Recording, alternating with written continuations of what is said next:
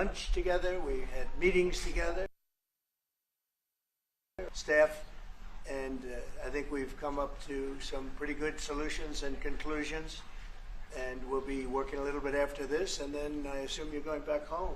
Yes, sir. This is a quick stop, in and out. But we appreciate you being here, and we are a friend of Israel, as you know. I would say that I'm by far the best president that Israel has ever even thought of seeing. And it's an honor to be so, and to be so thought of. Many friends in Israel, they are not in an easy area. It doesn't go easy, but we are helping them. And likewise, they've been helping us very much. And so we'll see how it all works out. But we had great discussions today, I think, on the obvious subject of Iran, and also the less obvious subject with respect to Israel, and that's trade. And I think the Prime Minister is going to tell you a little bit about trade and what they're doing for the United States. So I want to thank you all for being here. Thank you very much. And thank you. Benjamin, thank you very much. Thank you, Mr. President. Thank you, Don. Thank you. Mr. President, I want to first thank you for inviting me again to the White House. You've been a remarkable friend of the State of Israel. You stand by us. You're standing with us. You are a great, great champion of our alliance. And you actually do the things that you say you do. And I think that people respect that enormously. I certainly do, and the people of Israel do, and I think the Jewish people do as well. We just saw your representative in the Department of Justice fighting anti-Semitism, standing up for Israel in international forums. I just want you to know from the heart, it's deeply, deeply appreciated. As you said, we had the opportunity to talk today about many subjects. First, if I can mention tariffs, it's a subject of some interest today. I can tell you that I said to the President a very simple thing. We will eliminate the trade deficit with the United States. We intend to do it very quickly. We think it's the right thing to do. And we're going to also eliminate trade barriers, a variety of trade barriers that have been put up unnecessarily. And I think Israel can serve as a model for many countries who ought to do the same. I recognize the position of the United States. It says, you know, we're allowing other countries to put tariffs on us, but we don't put tariffs on them. And, you know, I'm a free trade champion, and free trade has to be fair trade. And I think that's basically the position that you have put forward, Mr. President. We are going to eliminate the tariffs, and rapidly. I had the opportunity to speak to Secretary Lutnick yesterday. We talked about how we could effect this quickly, and I hope to bring a solution very quickly. We're not talking about intentions. We're not talking about just words. We're talking about results. And those results are going to come in. So that's the first. Thank you very much. It's very nice. Thank you. Thank you. Mr. President, what about the hostages here? Well, What about the Let him hostages? finish. didn't finish. Okay. Even begin. Okay. We spoke about not only the hostages, but about Gaza. The hostages obviously is a human story of just unbearable agony. I speak to the families. I spoke to them yesterday. I spoke to another one when I was in Hungary before I came here. I speak to them every day. They're in agony. The hostages are in agony, and we want to get them all out. Steve Witkoff, who was President Trump's very able representative, helped us get a deal that got 25 out. We're working now on another deal that we hope will succeed. And we're committed to getting all the hostages out, but also eliminating the evil tyranny of Hamas in Gaza, and enabling the people of Gaza to freely make a choice, to go wherever they want. I mean, they should have that choice.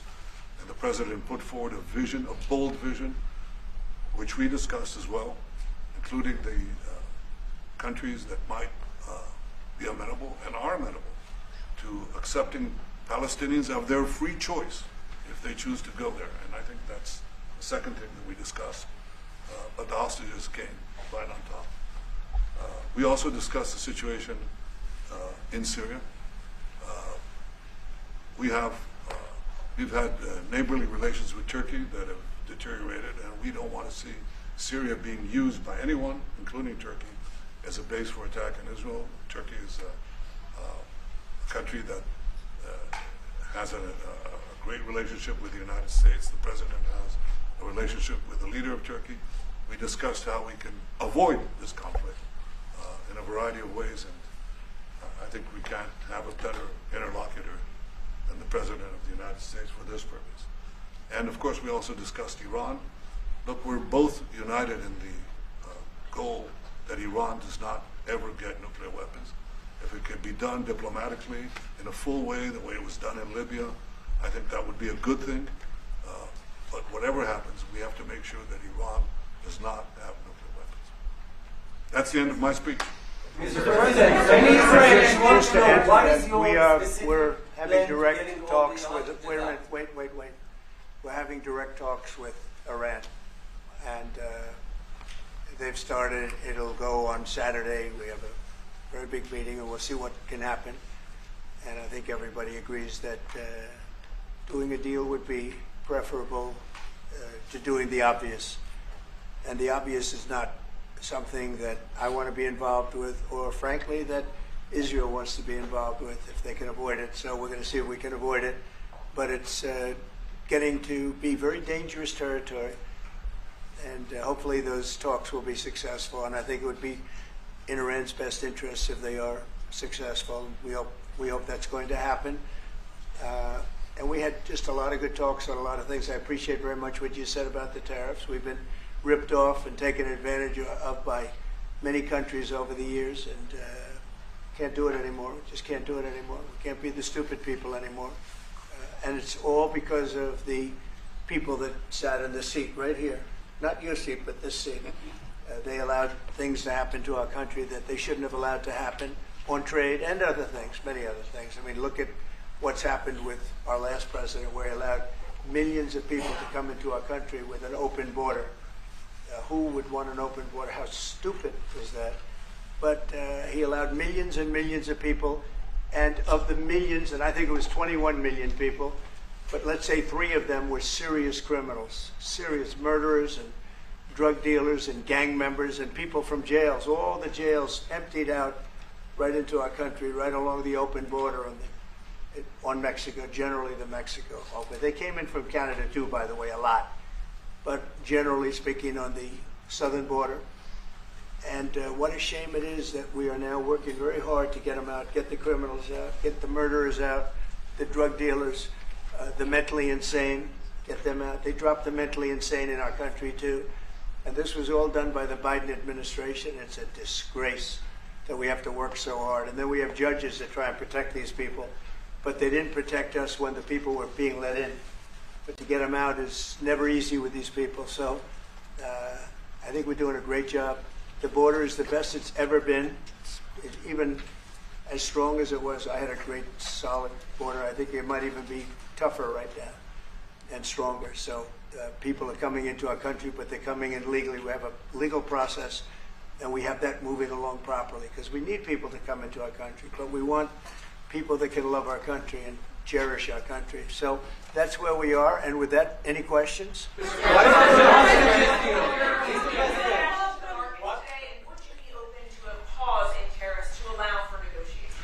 Well, we're not looking at that. We have many, many countries that are coming to negotiate deals with us, and they're going to be fair deals. And in certain cases, they're going to be paying substantial tariffs. There'll be fair deals. As you know, I spoke this morning with the Prime Minister of Japan, and we had a very good conversation. They're coming. And I said, one thing, you're going to have to open up your country, because we sold no cars, like 0 cars in Japan, and they sold millions of cars into our country. They don't really take our agriculture, a little bit of it just to keep us slightly happy, but they don't take what they're supposed to be taking. So we have a great relationship with Japan. We're going to keep it that way, but they're coming in to meet, and other countries are coming in.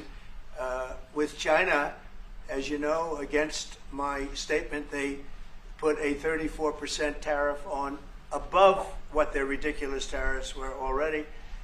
And I said, if that tariff isn't removed by tomorrow at 12 o'clock, we're putting a 50% tariff on above the tariffs that we put on.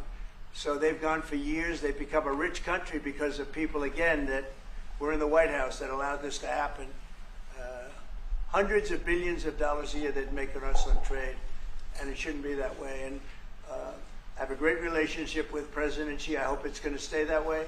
I have great respect for China, but they can't do this with just, we're going to have one shot at this, and no other president's going to do this, what I'm doing. And I'll tell you what, it's an honor to do it, because we have been just destroyed, what they've done to our system. You know, we have $36 trillion of debt for a reason. And the reason is that people allowed it to get that way. So we'll be talking to China. We'll be talking to a lot of different countries. And I think, you know, if we can make a really fair deal and a good deal for the United States, not a good deal for others. This is America first. It's now America first. And we didn't put America first. We put America last. The people that were in the Oval Office put America last, and we're not going to stand for it. Yeah. Go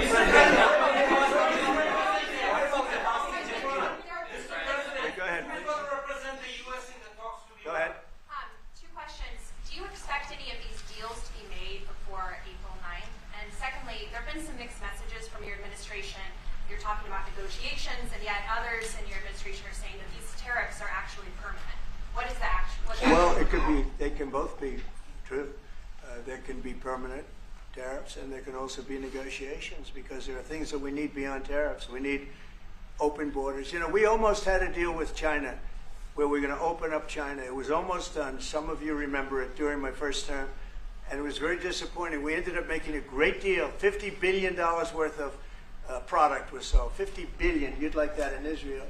And I made that deal, but it wasn't the deal that I wanted. It was the deal that I wanted was that, plus they were going to open up China so that our companies could go into China and compete with other countries and China for the, you know, for a large number of people.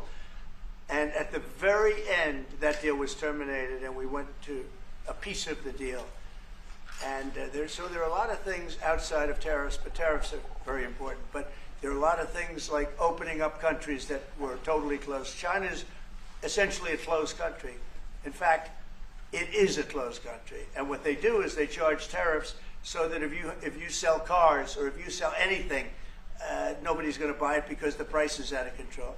But that's true with a lot of other countries also. So we're going to get fair deals and good deals with every country. And if we don't, we're going to have nothing to do with them. They're not going to be allowed to participate in the United States. Mr. President,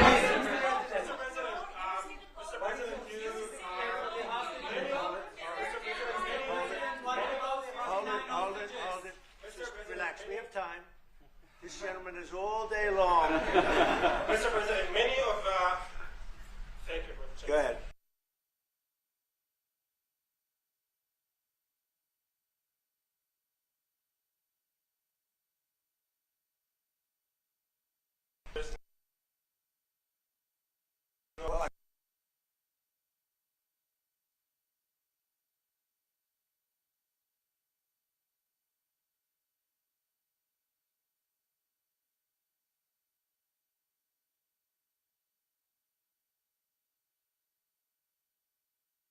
Maybe talk about it for a second, because a lot of people are asking. The Houthis, we've been very tough and very successful militarily.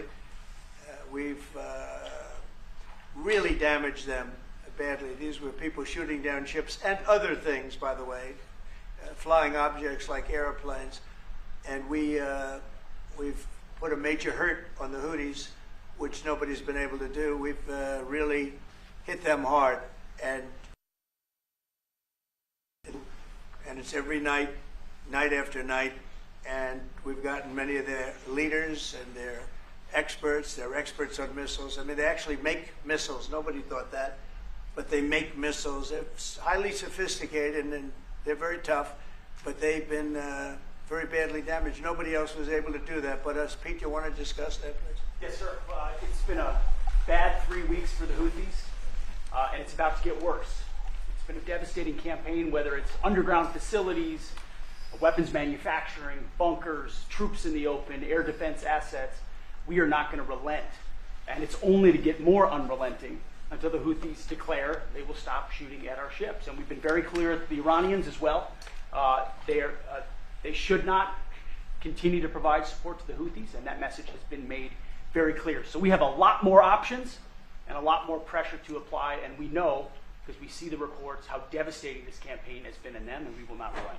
We have a great military. There's no military like our military. And despite Biden having given a lot, but nevertheless a pretty small piece, but it was a lot of our military away in Afghanistan, and one of the dumbest situations, I think, and maybe the most embarrassing situation we've ever been involved in, that short period of time in Afghanistan. What a disgrace that was, but left a lot of our military behind, left you see them in their annual parades where they're parading trucks that are armor plated and different things that they can't, but it's many billions of dollars we left behind. But despite that, we have a tremendous military. That was a very small portion because we rebuilt the military during my first term, and we have great things happening with our military. We also essentially approved a budget which is in the facility, you'll like to hear this, of $1 trillion, $1 trillion, and nobody's seen anything like it. We have to build our military, and we're very cost conscious, but the military is something that we have to build, and we have to be strong because you got a lot of bad forces out there now. So we're going to be approving a budget, and I'm proud to say, actually, the biggest one we've ever done for the military. We're cutting other things that were under DOGE, but under a lot of other. When you look at a woman getting $2 billion for environmental, and it had nothing to do with environmental, and they had $100 in the bank, and they give her $2 billion. Many of those cases, all that stuff is going to be cut out. But we are getting a very, very powerful military. We have things under order now, the likes of which we've never had before. We've never had the kind of aircraft, the kind of missiles, anything that we have ordered. And it's in many ways too bad that we have to do it, because hopefully we're not going to have to use it. But the military is very, very powerful, and it's going to remain that way. How do you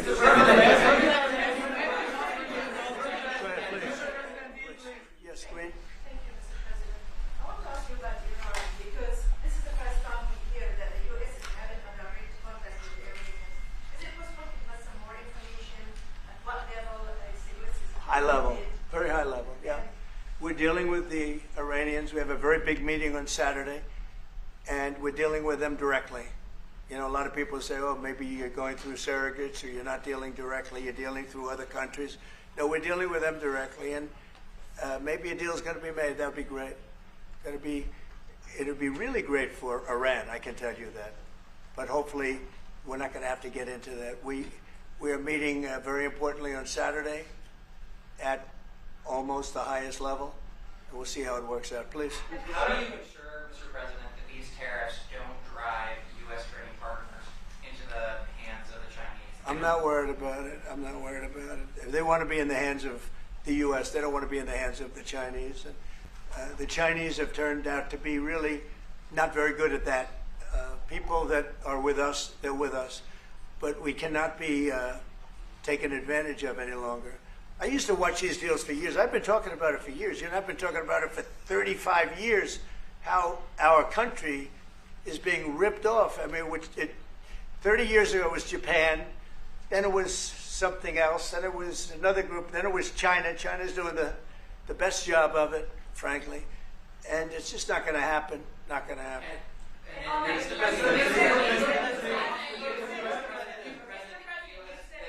EU has said that they have offered 0 for 0 tariffs on cars and industrial goods.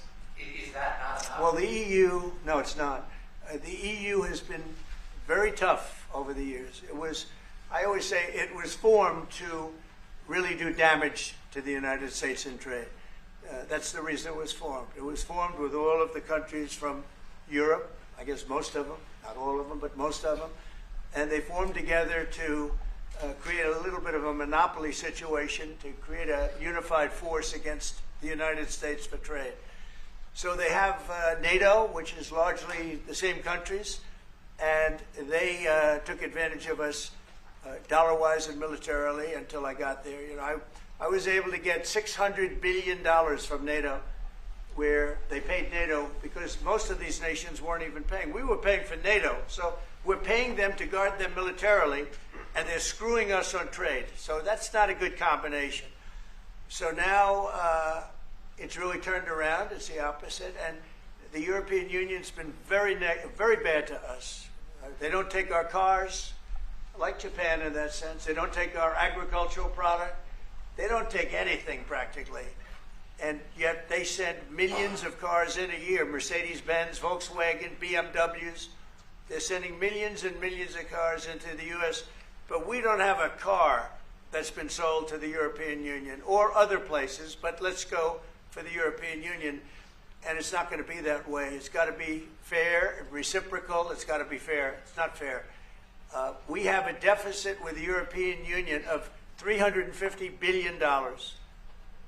And it's going to disappear fast. And one of the reasons and one of the ways that that can disappear easily and quickly is they're going to have to buy our energy from us because they need it. They're going to have to buy it from us. They can buy it. We can knock off $350 billion in 1 week. They have to buy and commit to buy a like amount of energy. And we have that. You know, we have more energy than any country in the world. I don't know if you know that.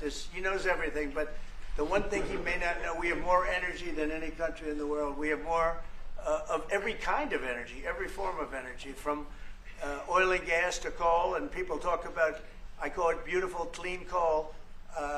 As you know, Germany is opening up a coal plant a week. They tried the windmills and it didn't work. They tried all the other solutions and they were ready to go out of business. Now they're doing a coal plant a week. China is now up to 2 coal plants. They're opening 2 major coal plants every single week in China, all over China. And then we're not allowed to use coal. Well, we have clean, beautiful coal more than anybody else. We have oil and gas more than anybody else. We have the most energy of any country in the world, including Saudi Arabia, including everybody, by a lot. And I took it to number 1. We were number 3, and I took it to number 1 during my administration. And the reason that we were hurt so badly and the reason that we went into such incredible inflation during Biden is energy. It was also their bad spending, but energy, because they played around with this incredible thing that we had built, this administration had built, and the energy costs went through the roof. And when that went up, everything else followed. Now, if you look at what's happening, you're going to see this today. I said we're going to try and get groceries down, right? An old-fashioned term, but a beautiful term. Eggs. So when I got in, the press went absolutely crazy the first week. They said, eggs have quadrupled in price. I said, I just got here. Tell me about it. And Brooke Rollins and our team did a great job, and eggs are down now 79%, and they're all over the place. And this was a problem that somebody else would have taken a long time to cure. We have energy is down. We have interest rates are down. We have groceries, meaning food is down. We have everything is down at levels that nobody ever thought possible. Energy looks like it's going to be in the $2.50 a gallon range and maybe below that for a car, so for gasoline. So we're really doing amazing. I mean, we're cutting prices because prices got so high, people couldn't live. I mean, the prices for groceries, the prices for standard groceries, standard things were going through the roof. They couldn't live. And now those prices are coming down. So call them groceries, but that's down, energy's down, and interest rates are down. Everything's down. And the interest rates, the beauty there is when we refinance debt, you know, debt's become such a big factor in this country. We're going to start paying debt off with tariffs and other things. But it's such a big factor because the interest rate's so high. Well, now that's coming way down. So our budget's going to look a lot better because interest costs are way down.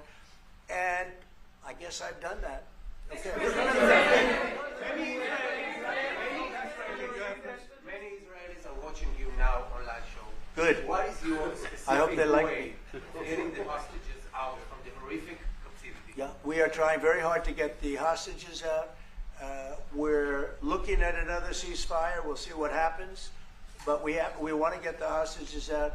The Israeli people want the hostages out more than anything. They want the hostages out. This man is working very hard with us to do that. I mean, I don't know. I hope he's being appreciated because he's been a great leader. He's working very, very hard on the hostages and many other things. and there are plenty of things you have to work on. It's a tough place in the world, isn't it? I have a good partner. Yeah, you do have a good partner, and so do we. We're working very hard on the hostage. If you're going to negotiate a new deal with Iran, can you elaborate how it's going to be more effective than the JCPOA? Well, I can't really say that, but I think it'll be different and maybe a lot stronger. But they were so happy when we made that first deal because we did get a lot out. You know, I had people right in this office, this beautiful Oval Office. They came in, 10 people, hostages, you know that.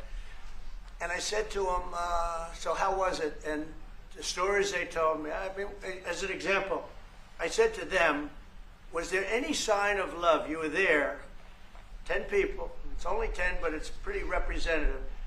Did the Hamas show any signs of, like, help or liking you? Did they wink at you? Did they give you a piece of bread extra? Did they give you a meal on the side, like, you know, you think of doing?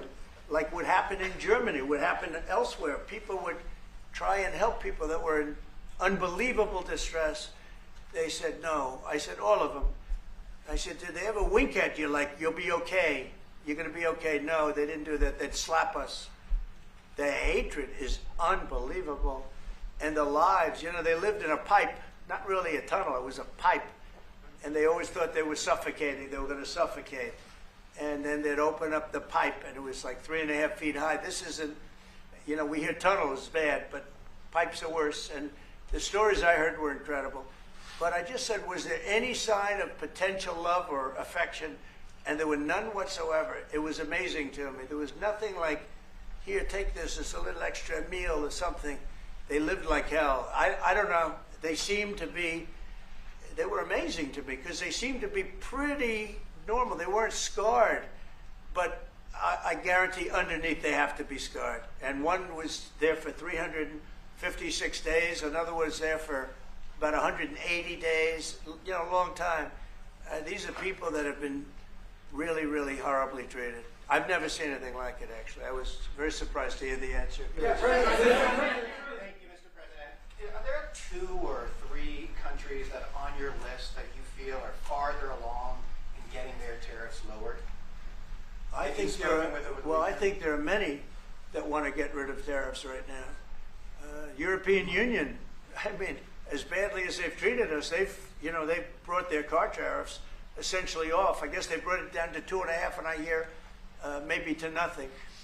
But it's not only tariffs, it's non-monetary tariffs. It's tariffs where they put things on that make it impossible for you to sell a car. It's not a money thing. They make it so difficult, the standards and the tests. They drop a bowling ball on the top of your car from 20 feet up in the air, and if there's a little dent, they say, no, I'm sorry, your car doesn't qualify. When the same car from Germany or anything would dent likewise. Unless you can have an army tank, it's going to dent. So they come up with rules and regulations that are just designed for one reason, that you can't sell your product in those countries. And we're not going to let that happen. Those are called non-monetary barriers. They make barriers that are so tough that it's impossible to qualify. So tariffs are a big part of it, but there's another big part of it, and that's barriers. They also do something else. They manipulate their currency, and they drive it down. They want to have low currencies. You know, it sounds better to have a high currency, a strong dollar or whatever, but they bring their currency down, and when it competes with our currency, it's very hard to sell a tractor. It's very hard to sell product because their currency is low and ours is much higher relatively. And so it makes it very hard. I speak to a lot of companies that do business, tractor companies, and they say it's so hard to sell because what they've done is they've lowered the yen or they've lowered the yuan or they've lowered their currency, so that it's very hard to compete. We don't want that either.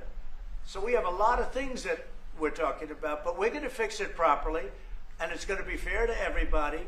And in the end, I think we're going to have a world that does a lot better, you know, but they have to respect the United States. And nobody but me would do this. Nobody but me would do this. You know, it would be nice to serve, a nice, easy term, but we have an opportunity to change the fabric of our country. We have an opportunity to reset the table on trade.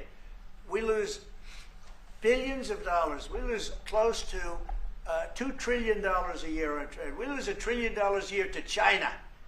$1 trillion. We lose hundreds of billions of dollars a year on trade to China. We lose hundreds of billions of dollars overall, probably close to $2 trillion.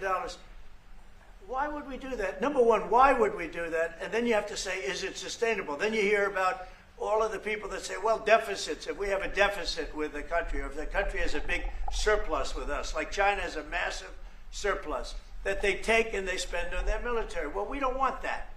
I don't want them to take $500, $600 billion a year and spend it on their military. I don't want them spending money on their military. And I shouldn't have to spend money. We shouldn't have to spend it either. Because, you know, hopefully, and I said this to President Xi, hopefully it's money that we're never going to use. In other words, because we're not going to use those incredible weapons that we have and that they have. We don't want that. So it's going to be very interesting. It's the only chance our country will have to reset the table. Because no other president would be willing to do what I'm doing or to even go through it. Now, I don't mind going through it because I see a beautiful picture at the end.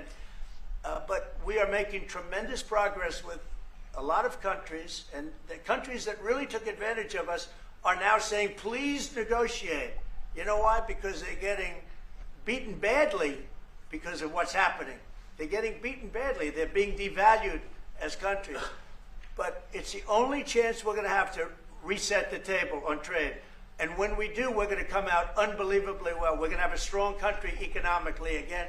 And we're going to have those factories that are empty all over the United States. We've lost 90,000 plants and factories. Think of this, 90,000, you wouldn't think it's possible. 90,000 plants and factories since NAFTA, which was, by the way, the worst trade deal ever developed, ever had by any country anywhere, NAFTA. And I terminated NAFTA. Everybody said it would be impossible. And I terminated it through Congress. We terminated it. You had to get it through Congress. It was a trap. It was a horrible thing. And we got it done. The problem is they cheat. They cheat like crazy. Canada cheats. Mexico cheats. Just one of those things. But we are resetting a table, and we're going to have great trade, and we're going to have a very strong country. Our country is going to be at a level that has maybe never been, or maybe, you know, our country was the strongest, believe it or not, from 1870 to 1913. You know why? It was all tariff-based. We had no income tax.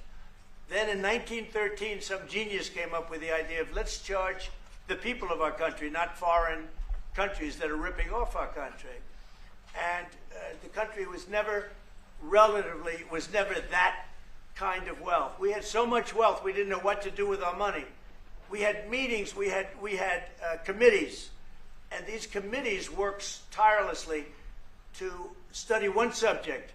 We have so much money. What are we going to do with it? Who are we going to give it to? And I hope we're going to be in that position again. Mr. President, do you plan to reduce the tariffs that your government put on Israeli goods, 17%? On where? On Israeli goods, the 17%. Do you plan Well, to we're reduce talking about a whole new trade. Maybe not. Maybe not. Don't forget, we help Israel a lot. You know, we give Israel $4 billion a year. That's a lot. Congratulations, by the way. That's pretty good. But we give Israel billions of dollars a year. Billions. It's one of the highest of, and we give a lot of countries money.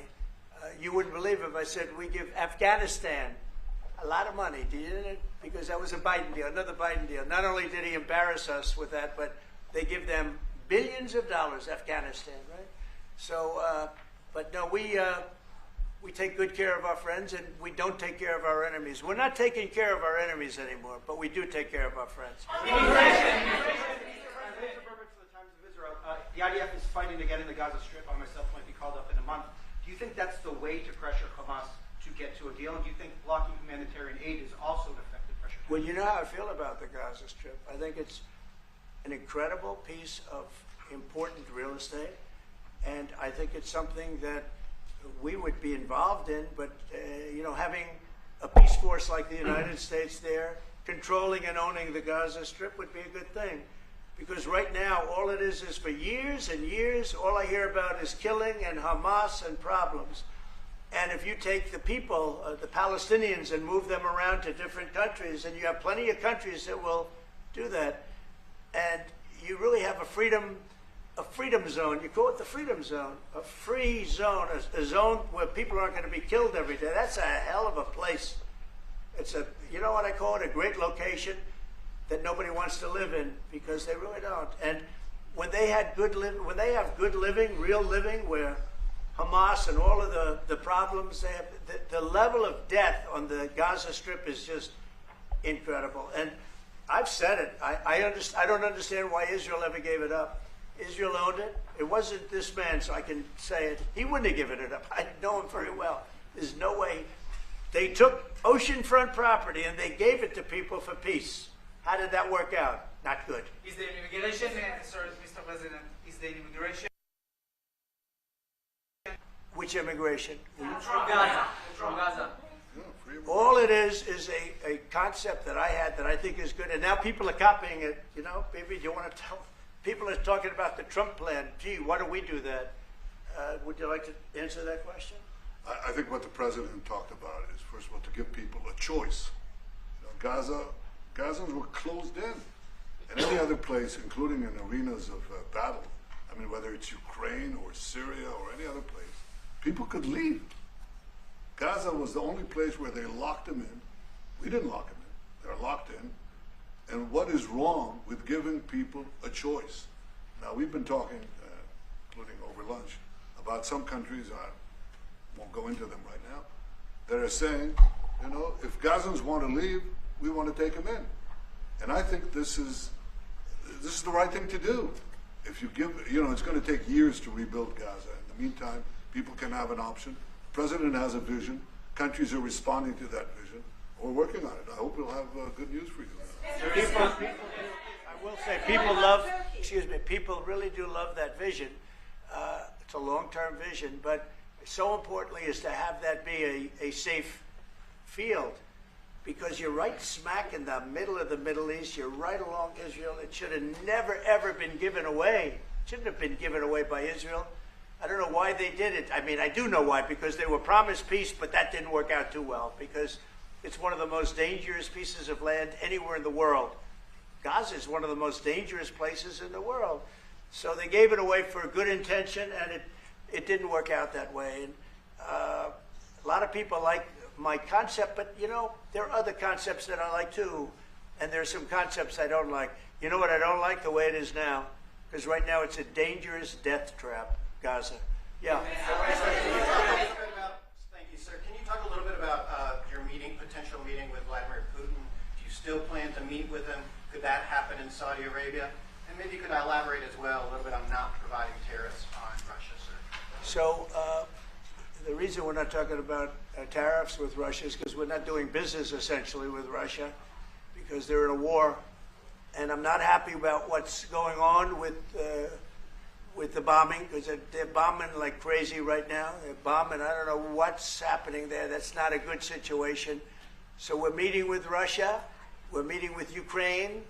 And we're getting sort of close. But I'm not happy with all the bombing that's going on in the last week or so.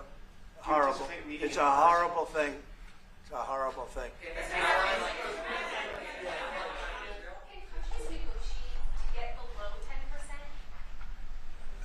In terms of tariffs?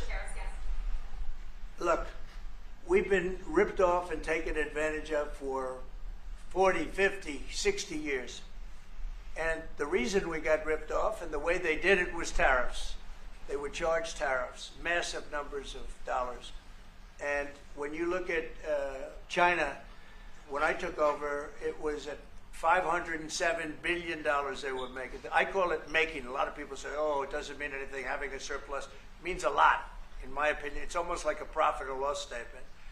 And when I took over, it was $507 billion that China, this is originally, first term, and we were very, very tough on them because they were taking that money and they were building a military with it.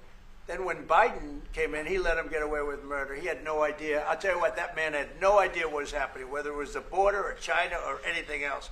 He had no idea what was going on. And they went wild. China went wild. And the money they make is ridiculous, okay? It's just not going to happen. And hopefully we'll get along with China. If we do, that's great. And if we don't, that's okay too. But we can't let that continue, because that's an abuse. They abused the poor people that sat in the seat. That poor Biden, he was abused by them. They took advantage of him. And I'm surprised, you know, they have smart people. They were radical left lunatics, but they're smart. I'm surprised they'd allow that to take, you know, to happen. But we are going to bring great trade, and we're going to be fair to other countries. And I will say this, virtually every country wants to negotiate. If I didn't do what I did over the last couple of weeks, you wouldn't have anybody wants to negotiate. We would have gone to these countries, you want to talk? And they were, well, we don't want to talk. Now they're coming to us. They're offering things like even Bibi, and this is unrelated because it's a different kind of a relationship, but he started off our conversation today that he's cutting all of the tariffs, he's cutting everything, he's going to get down to a free base, he's going to do things that, in all fairness, other countries, if they said that, would have never even thought about doing it. Now they're offering things to us that we would have never even thought of asking them for, because they're experiencing a lot of hurt. And the hurt is that they've taken advantage of us, and we finally fought back. Tariffs will make this country very rich. We're rich anyway, but we're rich in a certain way. We have $36 trillion in debt. I want to get rid of it, and we can do it quickly with proper deals.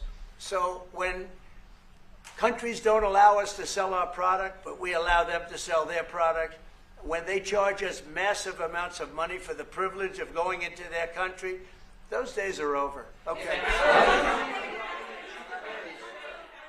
Yeah, go ahead. Sir? Me? Yeah. He sounds so Thank surprised. you, Mr. President. On Iran, two questions, please. First, you can give us more details about where the meeting on Saturday is going to I can't tell you that. I can just tell you there's a major meeting going on between us and Iran, and that'll take place on Saturday, and it's at top level. And second question about this. A lot of people think that those talks are not going to lead anywhere because the Iranians will never give up their nuclear program. I think that's a possibility, too. If diplomacy fails, is the United States, under your leadership, ready to take military action to destroy the Iranian nuclear program and remove this threat? I think if the talks aren't successful with Iran, I think Iran is going to be in great danger. And I hate to say it, great danger, because they can't have a nuclear weapon. So is that a yes? You know, it's not a complicated formula. Iran cannot have a nuclear weapon. That's all there is. So Can't have it. ready? Right now we have countries that have nuclear power that shouldn't have it, but I'm sure we'll be able to negotiate out of that too as part of this later on down the line. But Iran cannot have a nuclear weapon. And if the talks aren't successful, I actually think it'll be a very bad day for Iran if that's the case. Yeah. Mr. President, on manufacturing. Yeah, please. Mr. President, was October 7th the death blow of the two-state solution, and would you consider classifying the Palestinian Authority as a terrorist organization for its continued pay-for-slay terror financing payments? So October 7th was a horrible day that some people, they deny it. Now, I can't believe they deny it from the standpoint of it. They do it because they think it's good politically. But I've seen the tapes. I've seen things that you don't want to see. October 7th was a horrible day, and it will go down as one of the really bad days in the history of the world. It was a horrible, horrible thing that happened. And they grabbed some of these people. I'll give you an example. When I was with the 10 hostages a few weeks ago, I said, so how many are there? 59. I said, oh, so 59, so we can get 59. They sort of knew the territory pretty good. And I said, how are they doing? They said, well, only 24 are living, the rest are dead. And these are young people largely. Young people don't die. You know, young people have an amazing ability to live. They can live through horrible things. but these are young people. And when they said that 24 are living and the rest are dead. And you know, I've had parents come up, Israeli parents largely. We have some Americans, and I guess we have one left, Alex. We have the one left. But I've had Israeli parents come up to me at events and say, my son is there. I said, well, how's he doing? Well, he's dead. But would you do me the biggest favor ever? Could you bring his body back home? They talked about a young dead boy and a young dead girl like they were living. And that could have something to do with religion. That could have something to do with, I guess maybe any parent would be, but I was surprised. They said, sir, my son is dead. It is just as important to bring that body back home. I asked that question as if he were alive. So you have a lot of them dead, and we'll be able to bring them back. But it's a horrible thing that's happened. These are largely young people. Some old ones too, frankly. And those people have lived in hell. When they came off, the second group that came out, they looked like they just got out of a concentration camp. They looked exactly like the pictures that I'd see from the 1940s, the concentration camps. And then they got a little bit better, you know. But that second group, those people came out, and I said, this is unbelievable. We're going back into a chapter in history that is one of the worst ever. It's really very bad. Okay?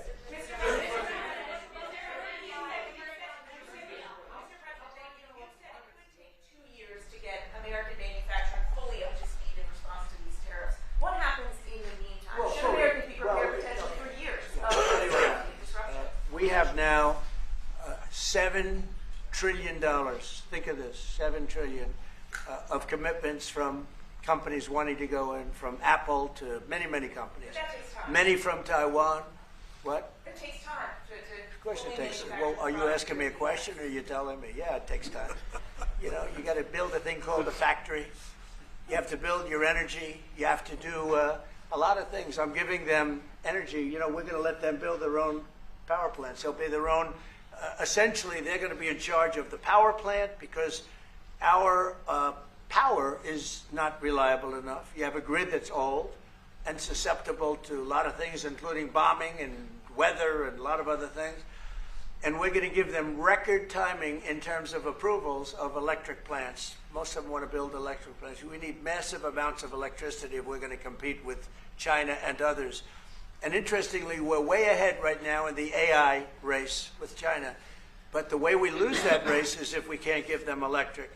But we have more plants being built. We have everything. We're doing so great. And we want to keep it that way. And tariffs will be an important part of it. But one of the other things, Lee Zeldin's doing a fantastic job, head of environmental protection. And he's doing very rapid approvals for people to get, for big companies that are going to build a plant that's going to cost billions of dollars. And we're going to get them their approvals. They have to be environmentally perfect, everything good, but they're going to be in record time, a matter of months versus a matter of many, many years. Okay? Go ahead. Turkey claims it will stabilize the situation in Syria. Turkey? Yeah. Israel doesn't want Turkey to influence in Syria. What do you think? Do you think Turkey's influence in Syria can actually make it a better, more peaceful country, or vice versa? Well, I have great relations with a man named Erdogan. Have you heard of him? And I happen to like him, and he